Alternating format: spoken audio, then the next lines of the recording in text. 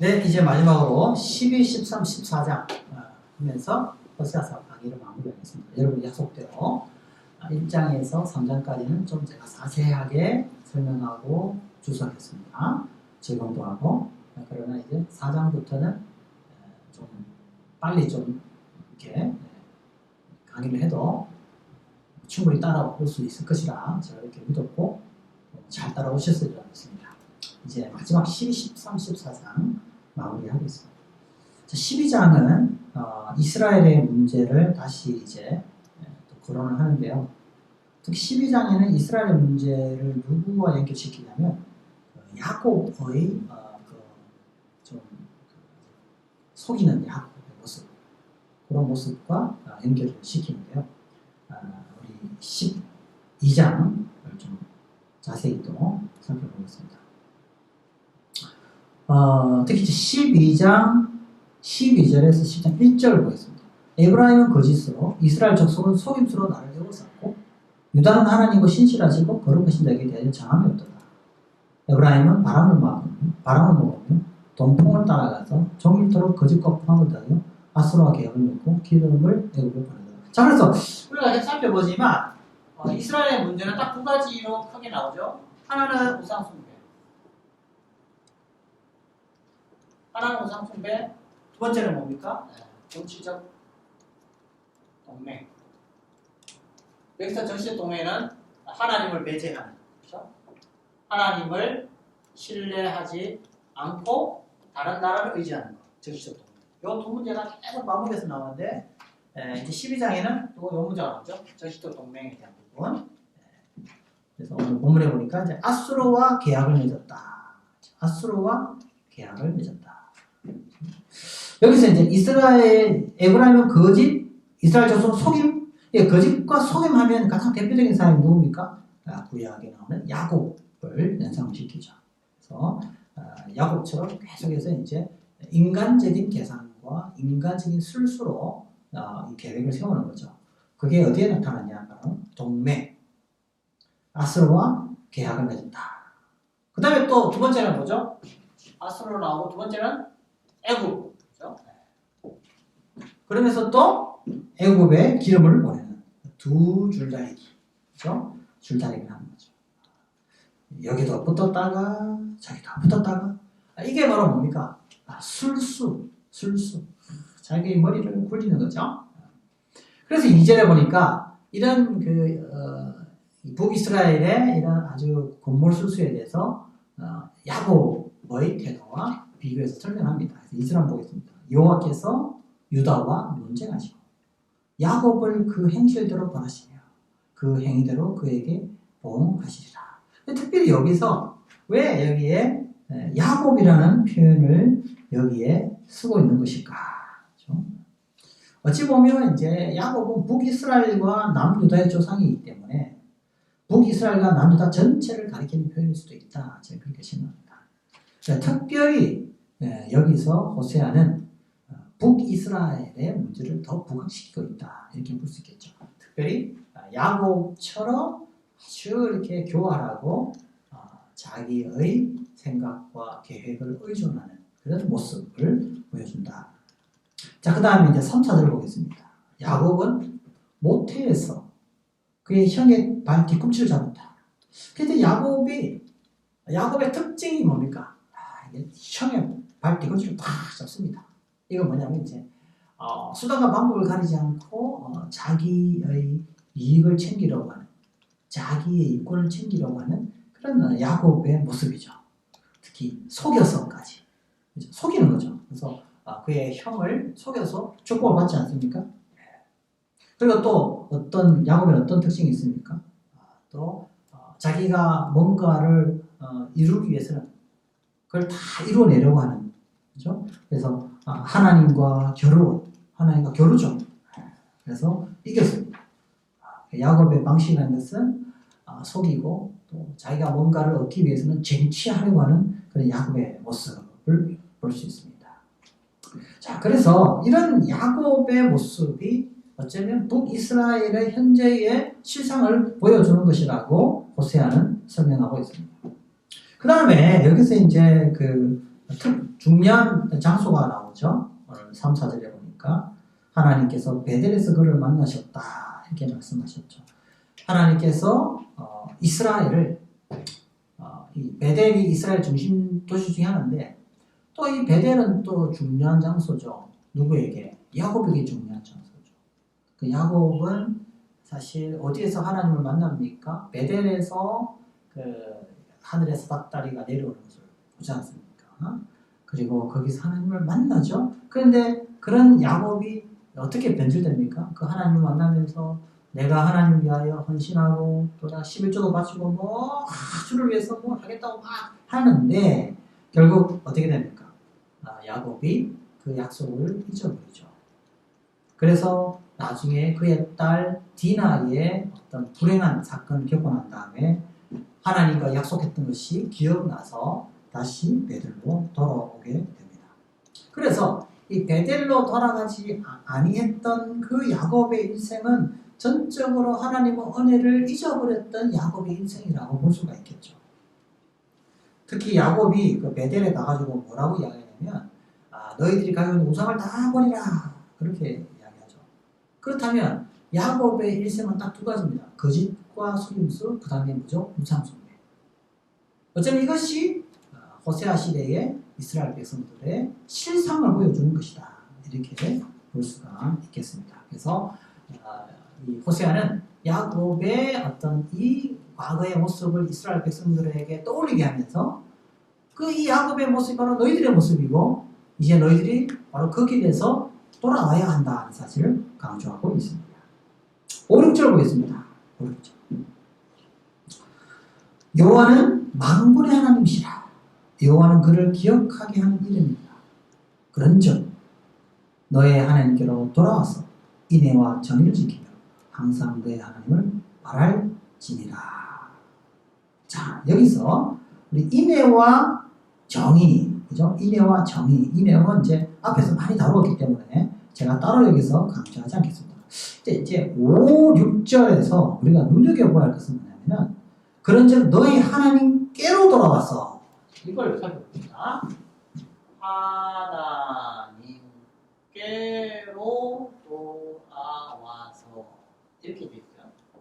하나님께로라는 말 히브리어가 이게 벨로헤카 이렇게 되어 있거든요. 벨로헤카 그렇죠?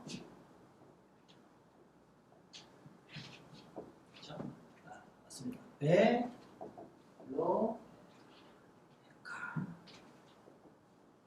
이렇게 하나님께로 그래서 여기에 이거 배를 어떻게 해석했냐면은 베엘헤카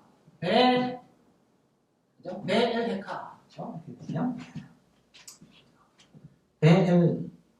베엘헤카 자 여기서 이제 벨로헤카죠? 벨로헤카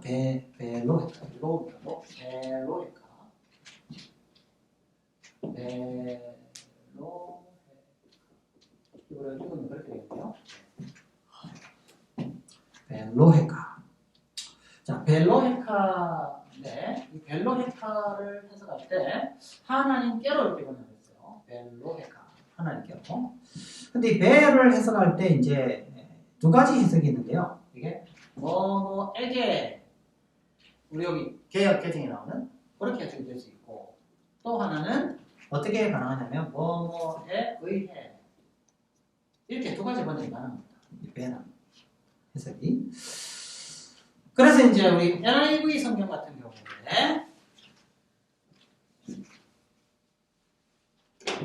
NIV 성경 같은 경우에는 벨로헤카를 어떻게 해석하냐면은 이렇게 되어 있습니다. But you must return to your God.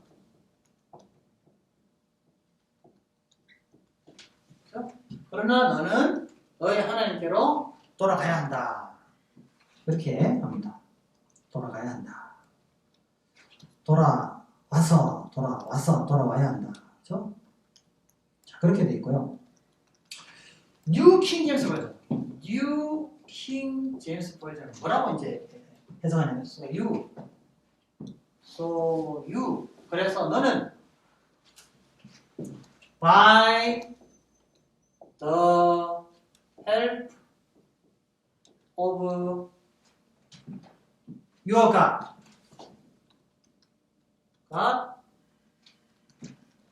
return 되겠어요.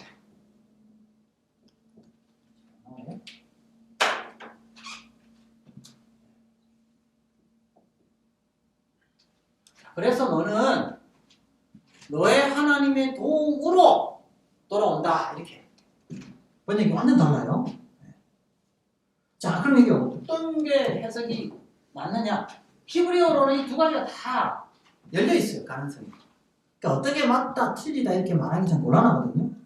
그럼 결국 이제 우리가 선택을 해야 되는데 개역개정은 1번을 선택했어요. 근데 저는 킹 제임스 버전의 해석을 저는 선택하고 싶은 거예요. 그럼 이걸 어떻게 번역하면 어떻게 되냐면 이렇게 되겠죠. 오늘 본문에 보니까 그런즉 너희 하나님께로 돌아와서 이렇게 보면 너의 하나님으로 인해 돌아와서 이렇게 됩니다. 하나님으로 인해 돌아와서 하나님으로 말미암아 돌아와서 이렇게 되는 거예요. 하나님에 의해 돌아와. 자, 이거 왜 중요하냐면은 돌아가는 것은 어떻게 가능하냐면 이스라엘이 돌아가서 없다는 거예요. 이 두 번째 해석이에요. 돌아가는 것조차도 회개하는 것조차도 이거는 하나님이 먼저 우리에게 그런 회개할 수 있도록 이끄셔야만 한다는 의미예요. 사실 이게 호세아 전체에 깔려있거든요. 돌아오라고 하지만 이스라엘에게는 그렇게 돌아갈 능력이 없는 거예요. 그래서 저는 야곱 보십시오. 야곱이 스스로 돌아갈 수 있었습니까? 방금 우리 살펴본 대로 야곱의 문제가 뭡니까? 곤모술수에 능하고 잔머리에 능하고 뭐 얼마나 계산이 천투천미하고 하나님을 의지하지 않죠. 그런데 그런 야곱이 어떻게 돌아오게 됩니까? 그 야곱의 환덕대를 쳐서 그리고 돌이키게 하고 그리고 그를 다시금 다시 성화의 단계로 이끄시는 전능하신 하나님의 주권적인 손길에 의해서 야곱이 성화의 단계로 간단 말이죠. 마찬가지로 이스라엘이 다시 회개하여서 하나님께로 돌아가는 것은 어떻게 가능한가?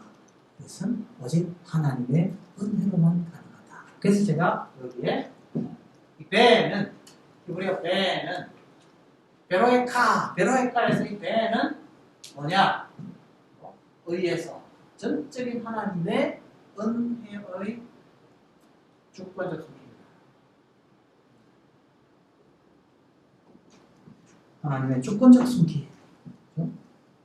이스라엘이 회개하고 싶어도 자기 스스로 돌이키지 못하기 때문에 하나님이 찾아와서 돌이키게 하는 거죠. 그 하나님의 손길만이 유일한 희망입니다. 그래서 우리 주변에 보면 이 사람 말이야 예수 믿으면 좋겠는데 죄를 지었는데 죄를 깨닫지 못하고 왜 그래? 하고 이제 할 수 있겠지만 사실 그건 알지 못하죠.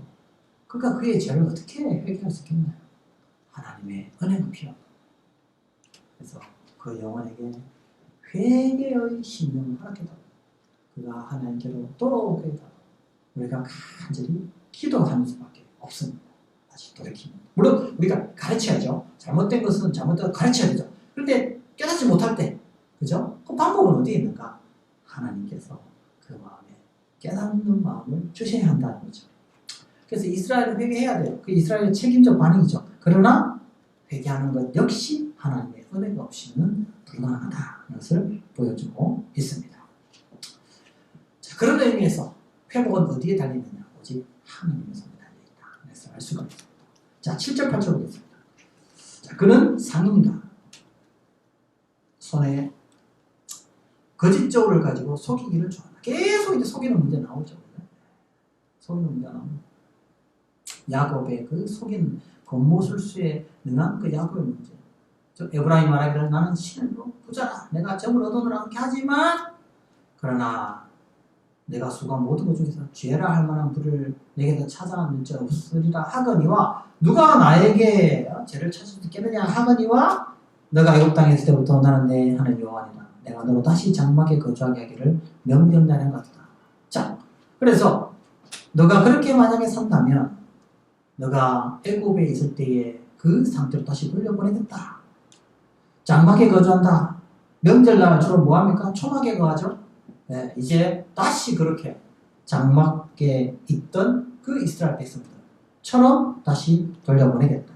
광야에서 유리방황하는 그런 처지로 너희들을 다시 원래의 상태로 돌려보내겠다.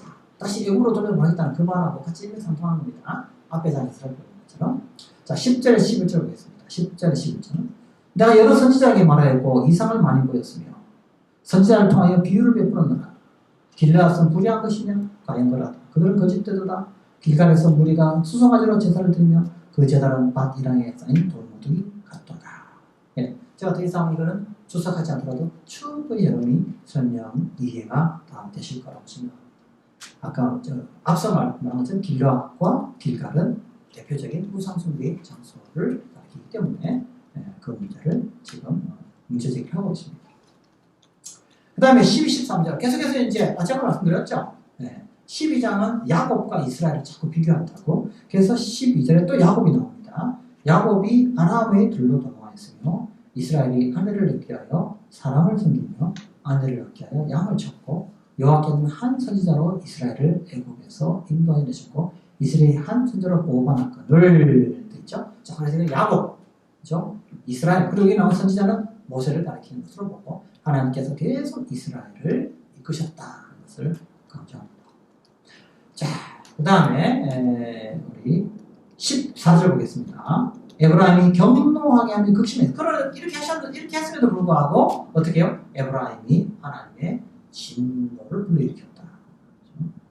그래서 하나님은 그의 주께서 그의 피로 그의 위에 머물러 있게 하시며 그의 수치를 그에게 돌리시리라.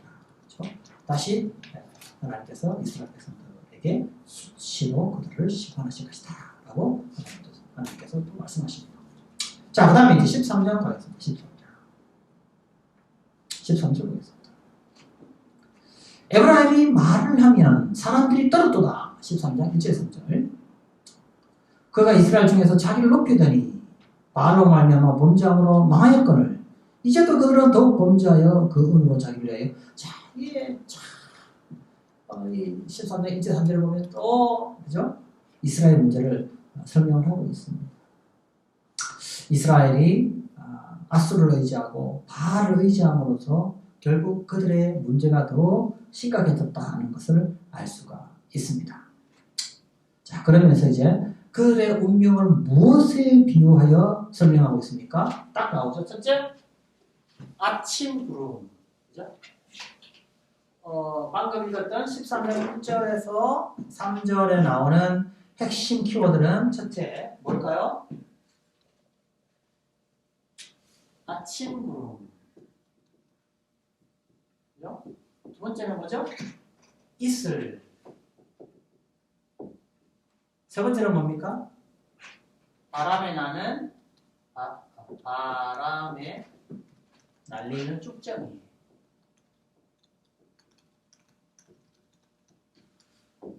사절 굴뚝의 연기. 자, 지금 그 북이스라엘을 이렇게 비유하고 있어요. 하나님께서 호세아를 통해서 메시지가 전달되고 있는데 이건 아침에 구름, 이슬, 쭉정이, 굴뚝의 연기 공통점이 있죠? 공통점이 뭡니까? 이거는 바로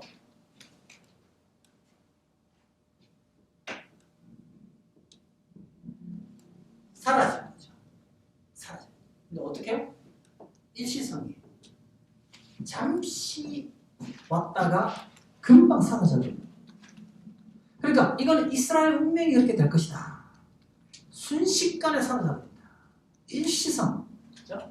잠깐 왔다가 금방 사라져요. 하나님의 심판에 의해서 한순간에 사라지는 어떤 그 이스라엘의 운명을 이렇게 아침으로 이슬 바람이 나는 쭉정이 굴뚝의 연기로 설명하고 있다. 결국 이건 나중에 결국 이스라엘이 어떻게 될 거라는 거죠? 포로로 잡혀가게 될 것을 예고하고 있습니다. 포로로 잡혀가게 될 것을 예고하고 있습니다. 4, 6절 보겠다. 4절에서 6절. 그러나 애굽 땅에 있을 때부터 나는 내 하나님 여호와라. 나밖에 내가 다른 신을 알지 말 것이라. 나 외에 구원자가 없느니라. 내가 광야 마른 땅에서 너를 알았건. 자, 여기서 계속 나오는 단어 야다. 그죠? 제가 호세아에서도 중요한 키워드가 알다라는 단어잖아요. 그들이 먹여준 대로 배가 불렀고 배가 부르니 그들이 마음 경화라 이루면 나는 잊었느니라. 자, 반대 알아야 되는데 결과는 뭐예요? 잊었다. 이게 핵심입니다. 알아야 되는데 잊었다. 제가 이거는 1장에서 3장 할 때 무지 단어 많이 가져있기 때문에 따로 제가 여기서 자세하게 설명하지 않더라도 충분히 본문을 이해하는 데 어려움이 없을 것이다. 7, 8절 보겠습니다. 그러면 내가 그들에게 사자 같고 또 여기 또 뭐야? 아까는 사자는 좋은 사자였죠? 여기 또 심판의 사자. 그 다음에 여기 뭐 짐승들이 막 나옵니다. 그죠? 표범. 그 다음에 곰. 저 새끼는 곰이 얼마나 무섭습니까? 그죠? 그래서 공격하는 맹수로 다시 소개하고 있다. 그렇죠? 9절에서 12절. 이스라엘아, 너가 패망하였나니 이는 너를 도와주는 나를 대적함이라. 전에 내가 이르기를 내게 왕과 지도를 주소사했느니라. 내 모든 성에서 너를 구원할 자 곧 내 왕이 이제 어디 있으며 내 재판장이 어디 있느냐. 내가 분노함으로 내게 왕을 주고 진노함으로 패하느니라. 자, 그래서 구약시대에 이스라엘 백성들이 왕을 요구하죠. 그래서 하나님께서 결국 누굽니까? 사울을 또 주죠. 그러나 또 결과는 또 비참해지죠. 왜? 하나님의 말씀에 순종하지 않았기 때문에 그렇게 됩니다. 이스라엘도 마찬가지, 북이스라엘도 마찬가지죠. 하나님께서 왕을 세웠지만 하나님의 말씀에 불순종함으로 인해서 결과는 어떻게? 사울의 전철을 밟게 될 것이다. 이것은 9절 11절은 이제 사울 왕의 사건과 유사하다 이렇게 볼 수 있습니다. 하나님이 요구해서 주셨지만 그러나 사울과 그의 백성들이 하나님의 말씀 듣지 않으니까 하나님께서 심판을 행하고 또 사울을 폐위하죠. 북이스라엘도 동일한 운명에 처하게 될 것이다. 경고의 메시지를 전달하고 있어요. 12, 13절 보겠습니다. 에브라임의 뿌리가 봉함되었고 그 죄가 저당되었나니 해산하는 여인의 두려움 어려움이 그에게 임하리라. 그는 지혜 없는 자식이보다 해산할 때가 되어도 그가 나오지 못하리라. 자, 이 비유가 참 재밌죠. 여기 북이로 나오는 이 단어 히브리어가 아온이에요. 아온. 여기 보면 아온. 아온. 히브리어로 아온인데 원래 아온은 불이라는 말도 있고 또 죄를 가리킬 때 쓰이기도 합니다. 그래서 이 아온은 하나님의 말씀으로부터 벗어나는 것들 이런 것들을 죄라고 하는데 여기서는 이제 그래서 좀 삐뚤어진 거죠. 잘못된 길로 가는 거. 그래서 여기서 불의로 번역이 되어 있는데 여기 보면 이 죄가 저장이 된다. 낱낱이 저장이 된다. 두려운 말이죠. 하나님이 기억하신다는 겁니다. 기억하시는데 여기에 해산하는 여인의 어려움이 그에게 임하리라. 이게 뭐냐면은 여기 이제 구약에서 복은 어떤 복이냐면 순산이 복이에요. 자식을 잘 낳는 게 복이에요. 자, 그러면 순산과 반대라는 게 뭐예요? 순산과 반대라는 게 난산이죠. 지금은 난산의 이미지. 그럼 이 난산, 순산은 이제 순산 하나님의 회복을 의미한다면, 그렇죠? 순산의 이미지가 어디에 잘 나타나냐면요, 이사야서에 나와요. 이사야서 66장. 이사야서 66장 7절에서 10절에 보면 이 시온이 새롭게 태어나는 것. 그러니까 시온이 새롭게 태어나기도 하고 또 시온이 또 여인에 비유돼서 아들을 순산하는 것으로 그렇게 봅니다. 그래서 하나님께서 시온을 통하여 이스라엘 백성들을 다시 회복시키는 의미를 순산으로 비유하는데 오늘 본문은 반대되는 거예요. 난산이에요. 난산. 그래서 자녀를 낳아보신 분은 아시겠죠? 우리는 또 남자는 그런 경험이 없습니다만 그래도 자식 낳을 때 남편들이 다 옆에 지켜보고 있지 않습니까? 그 고통스러움을 우리가 알잖아요. 그래서 오늘 본문에 보니까 뭐라고 되어 있냐면요. 이렇게 되어 있어요. 오늘 본문에 보면 이 참 해산하는 여인의 어려움이 그에게 임하니까 그는 지혜 없는 자식이로다. 그러니까 이 자식이 빨리 나와야 될 거 아니에요. 그래야 이제 이 고통이 끝날 텐데 이 아이는 어리석은 아이예요. 즉 여인에게 고통만 가중시켜 주는 것이죠. 결국 어떻게 됩니까? 임산부와 태아는 다 죽게 되는 거죠. 자, 그래서 이런 비극적 상황이 바로 이스라엘에게 발생할 것이다. 태아가 속히 산모의 태에서 나와야 살 수 있는데 마치 이스라엘이 하나님 말씀에 귀를 기울이고 그렇게 해야 살 수 있는데 이 태아가 태를 열지 않고 안 나오는 것은 결국 죽음을 자처하는 거죠. 생명이 위협해지는 거죠. 마찬가지 이스라엘이 하나님의 말씀을 듣고 회개하고 돌아와야 살 수 있는데 이스라엘이 그 일을 행하지 않는 것은 태에서 나오지 않는 자식과도 같은 것이다. 설명하고 있는 거죠. 자, 14절. 이 14절은 아주 중요한 본문입니다. 왜냐하면 이거는 이제 신약에서 고린도전서 15장 55절에서 바울이 이 본문을 인용한 거거든요. 그래서 내가 그들을 수월의 권세에서 속량하며 사망에서 구속하리니 사망아 내 재앙이 어디 있느냐 수월아 내 멸망이 어디 있느냐 뉘우침이 내 눈앞에 숨으리라. 이 본문도 굉장히 어려운 본문입니다. 그래서 이것도 이제 이 본문마다 해석이 다른데요. 이게 이제 이렇게 봅니다.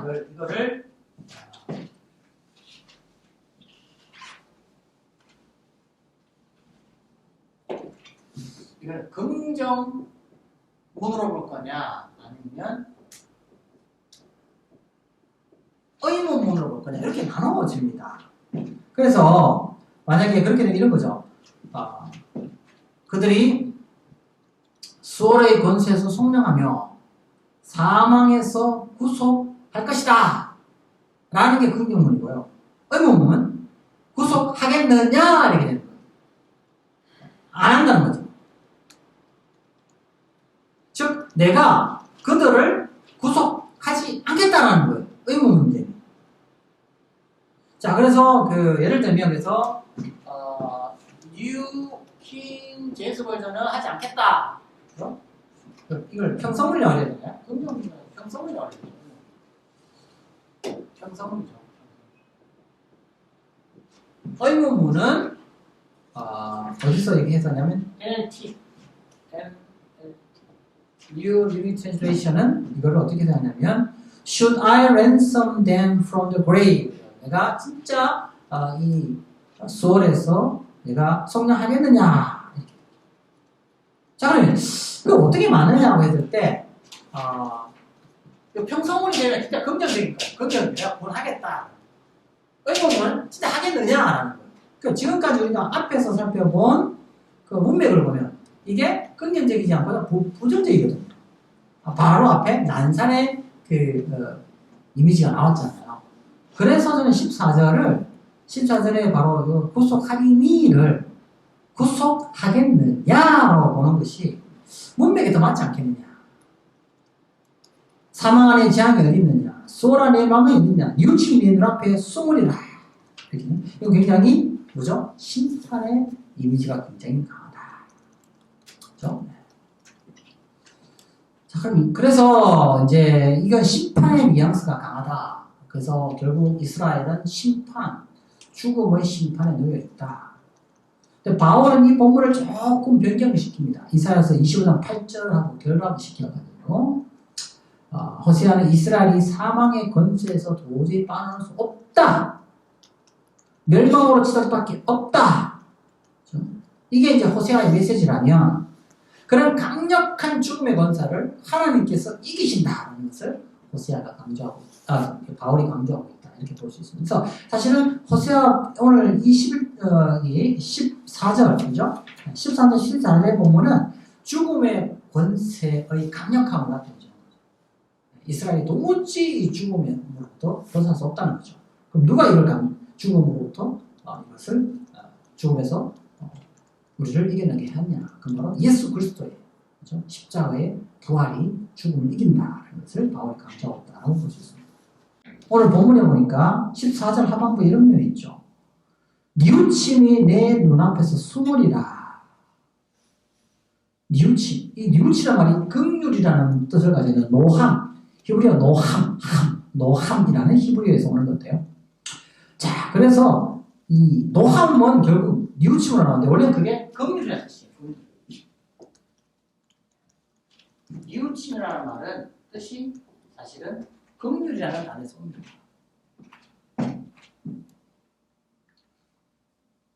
자, 그러면 이게 숨었다라는 말은 지금 긍휼을 베풀지 않겠다.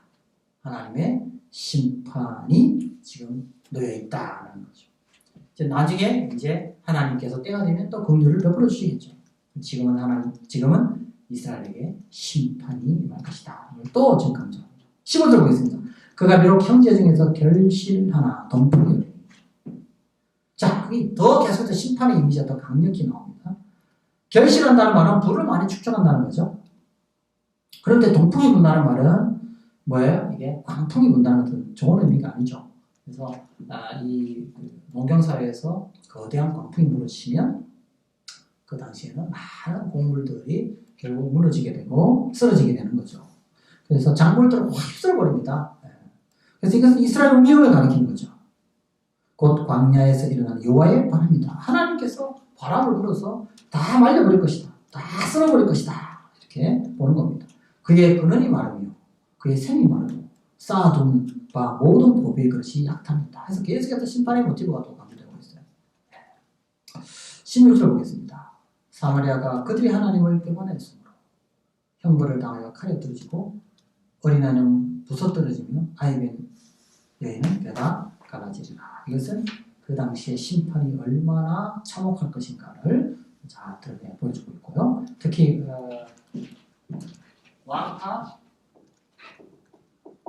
15장 16절에 보면 이스라엘의 멸망 당시의 상황이 나타나는데 거기 보면 아이벤 분야를 가르는 그런 비극적인 상황이 발생할 것임을 발생했다는 사실을 잘 보여주고 있습니다. 자, 이제 마지막 호세아서 마지막 장입니다. 14장 가겠습니다. 14장. 자, 그러면서 왜 아까 그 11장, 12장은 좀 이렇게 회복을 이야기하다가 왜 13장에는 또 심판의 메시지를 강하게 이야기할까요? 그것은 14장 때문입니다. 왜? 14장의 핵심은 어디 있느냐? 회개의 메시지입니다. 즉, 이렇게 심판의 메시지를 전하는 이유는 진짜 심판을 위해서가 아니라 돌아오라고 하기 위해서, 돌이키기 위해서죠. 그래서 14장 1절 보겠습니다. 이스라엘아, 내 하나님 여호와께로 돌아오라. 결국 여기 호세아의 핵심이에요. 돌아오라. 너가 불의함으로 말하면 엎드러졌느니라. 돌아오라. 여기서 불이라는 말도 아까 말씀드렸죠. 아온. 그죠? 아온. 아온은 뭐라고 그랬죠? 아까 아온은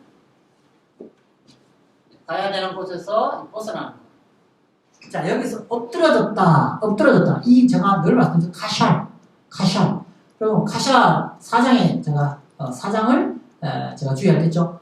뭐예요? 제사장과 선지자들이 어떻게 술을 많이 먹고 비틀비틀거려서 이렇게 막 쓰러지는 걸 말하잖아요. 그래서 이건 뭐죠? 하나님의 길에서 벗어나서 죄를 짓고 있는 이스라엘의 상태를 보여준다.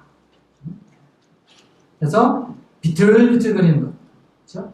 이 아오는 굽어진 것, 그렇죠? 굽어진 것, 잘못된 것, 벗어난 것. 자, 그래서 어떻게 해요? 벗어났으니까 다시 어떻게 하라고요? 다시 돌아온다. 이게 바로 뭐죠? 회개입니다. 2절 보겠습니다. 2절. 너는 말씀을 가지고 여호와께로 돌아와서 아뢰기를 모든 불의를 제거하고 선한 바를 받으소서. 2절도 굉장히 어려운 부분 중에 하나입니다. 자, 여기 너는 말씀을 가지고, 그럼 이 말씀이 뭘까? 여러 해석이 있습니다. 이 말씀이 뭘까? 여러 해석이.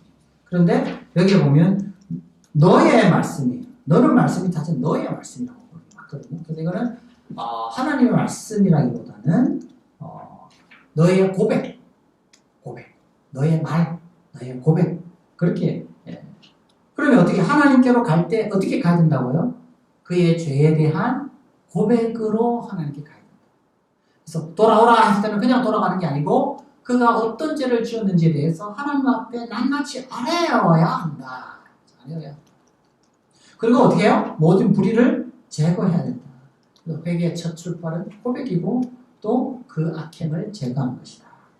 그 다음에 여기에 선한 바를 받으소서. 이 단어도 굉장히 또 해석할 때 어려운 단어입니다. 이게 이제 히브리어로 카흐토브인데요. 이게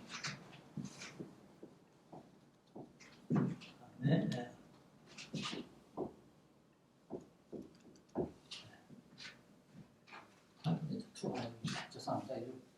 제가 깜빡깜빡. 카흐토브. 이 카흐라는 것은 라카흐라는 히브리에서 옵니다. 이건 이제 취하다, 테이크. 토브는 아시죠? 하나님께서 창세기 1장에 복식에 좋았더라, 좋다, 선하다, 선도 되고 좋다라는 뜻도 되고 또 이게 토브는 또 여러 가지 뜻을 다 가지고 있습니다. 뭐 선하다, 좋다, 또 뭐 여러 가지 다 됩니다. 그래서 이제 이 해석을 오늘 우리 여기 개정은 뭐라고 되어 있냐면은 선한 바를 받으소서, 이렇게. 그러니까 테이크니까 테이크, 선한 것을 취하소서, 받으소서 이렇게 되는 거죠. 선한 것을 선하게 취하소서. 그러니까 직역하면 선하게 취하소서 이렇게 됩니다. 어떤 거는 오 선하신 자여 해가지고 이 토브를 하나님으로, 그래서 오 선하신 자여 우리를 받으소서 이렇게 또 번역합니다. 근데 이제 저는 뉴 킹제임스 버전하고 NIV 번역이 저는 굉장히 마음에 듭니다. 어떻게 이걸 번역이냐면 이렇게 해요. Receive us graciously. 즉 어떻게 했냐면 은혜로서 우리를 용납하소서, 우리를 취하소서, 테이크하는 당신의 은혜의 손길로 우리를 받아주소서 이렇게 지금 한다는 말이죠. 그래서 저는 이게 아까 우리 했던 거, 그죠? 우리 앞서 제가 뭘 강조했죠? 하나님께서 우리를 회복시키는 것은 어떻게 가능하다고요? 하나님의 그 은혜의 손길을 통해서만 가능하다고 제가 이야기했지 않습니까? 자, 그러니까 여기서 기도도 어떻게 합니까? 우리를 은혜로 우리를 받으소서. 우리가 회복되는 것은 우리가 할 수 있는 것이 아니라 당신의 은혜가 필요합니다. 할렐루야! 우리 힘으로 할 수 있는 게 아니다 이거죠.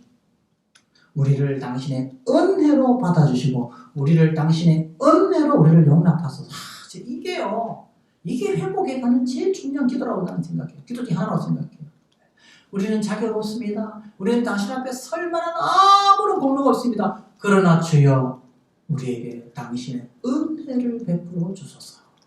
수르보니게 여인이 말이죠.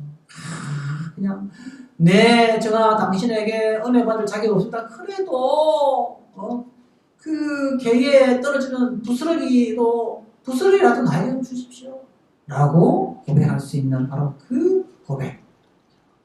이스라엘에게 필요한 것은 바로 값싼 제사의 제물이 아니라 바로 이와 같은 상한 심령 혹은 겸손한 심령, 혹은 낮아진 심령. 그게 어디로 나타나야 된다고요? 우리의 입술의 고백으로 나타나야 된다. 이렇게 볼 수 있습니다. 3절 보겠습니다. 우리가 아수르의 구원을 의지하지 아니하며 말을 타지 아니하며. 자, 이제 나오죠 이제. 그리고 결국 회복이란 뭐예요? 옛날에 아수르를 의지했고 말을 탄다. 이 말은 또 기마병 제일 유명한 나라가 어디에요? 애굽이에요. 그래서 말을 의지하지 않겠다는 말은 애굽을 의지 않겠다는 말과 같아요. 다음에 너희는 우리의 신을 하지 아니하고 핵심이죠. 호세아가 뭘 비판했다고 그랬죠? 하나는 우상, 두 번째는 뭐죠? 동맹.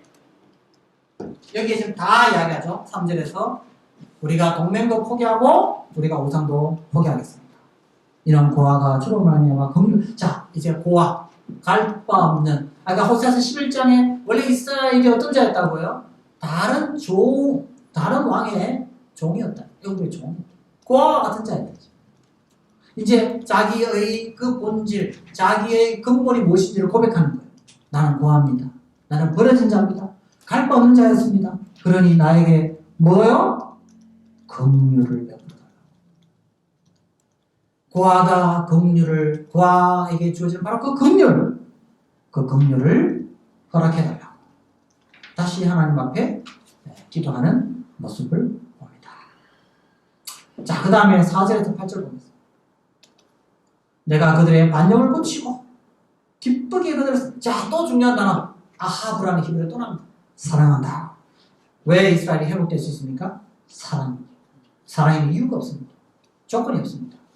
무조건적입니다. 하나님의 선택은 무조건적입니다. 저 사람이 선택할 만한 뭐가 있네? 아닙니다. 조건 때문에 선택한 것이 아닙니다. 내가 이스라엘에게 이슬과 같다. 백합화, 레바논 향목. 쭉 이제 4장 8절에는 지금 쭉 이스라엘을 어떻게 설명하고 있냐면 요약해볼게요. 나오는 메타포들이 쭉 요약해볼게요. 첫째, 뭡니까? 백합화. 백합화. 두 번째는 뭐죠? 백향목. 세 번째는 뭐죠? 감람나무. 네 번째는 포도나무. 그 다음에 포도주.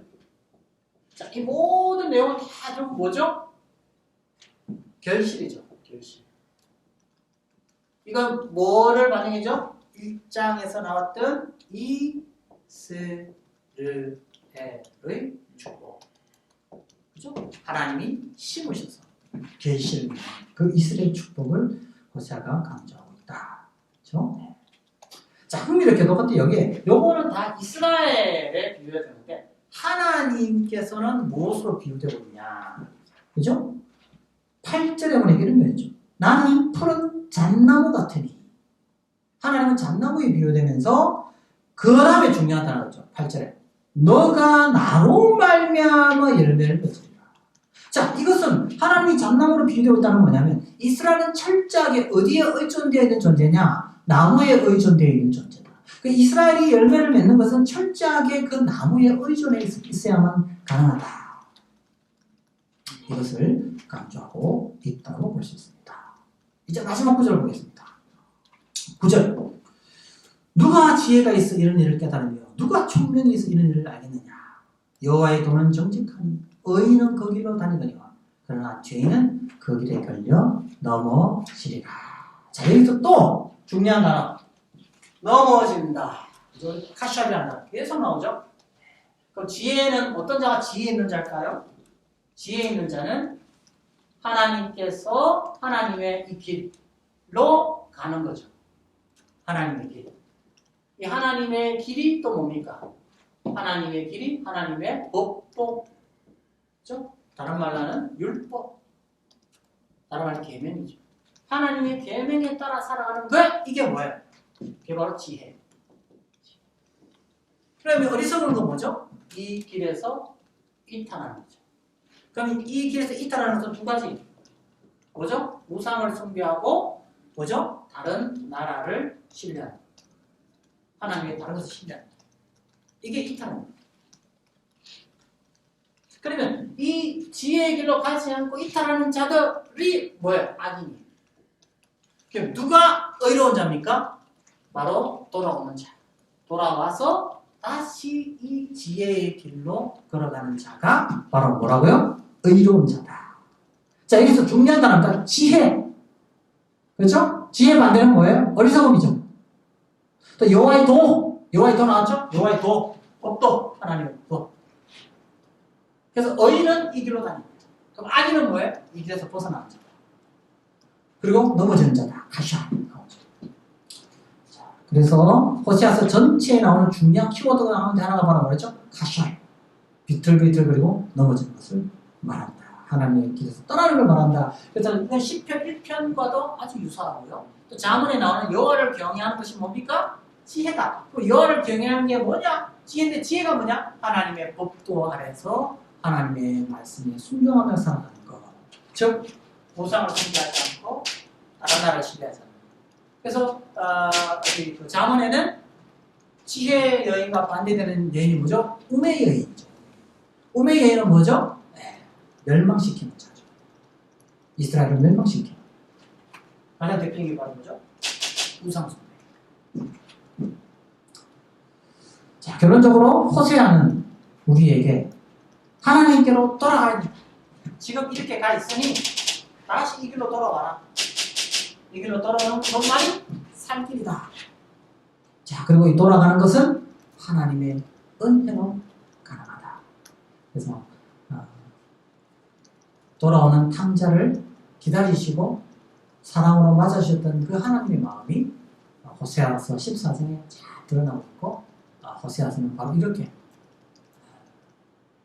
타락과 또 넘어지는 그런 부패의 이스라엘을 포기하지 아니하고 끝까지 찾아가서 돌이키고 다시 이스라엘의 축복을 주시기 원하시는 하나님의 마음을 소개하면서 이스라엘 백성들이 다시 하나님께로 돌아오기를 촉구하고 있습니다. 이 메시지는 오늘 우리 한국교회도 꼭 들어야 할 메시지라고 생각합니다. 하나님은 오늘 우리 한국교회 제2의 부흥, 새로운 회복, 또 전 세계를 향하여 복음의 중심지로서의 역할을 하나님은 계획하고 계십니다. 자, 그런데 그것은 언제 이루어질까요? 오늘 현재 우리의 죄악을 바라보고 깨닫고 우리가 가장 비틀거리며 쓰러져 있음을 깨닫고 주께로 돌아갈 때 하나님은 다시 새로운 이 회복의 그 은혜를 주실 것입니다. 그런데 이 돌아감은 우리의 힘으로 할 수 없습니다. 하나님의 돌이키심의 긍휼의 은혜가 필요합니다. 오늘 이 강의를 들으시는 모든 여러분들은 바로 이 긍휼의 은혜를 우리 한국교회에 허락해달라, 우리의 가정에 허락해달라, 오늘 우리가 섬기는 교회에 허락해달라 기도합시다.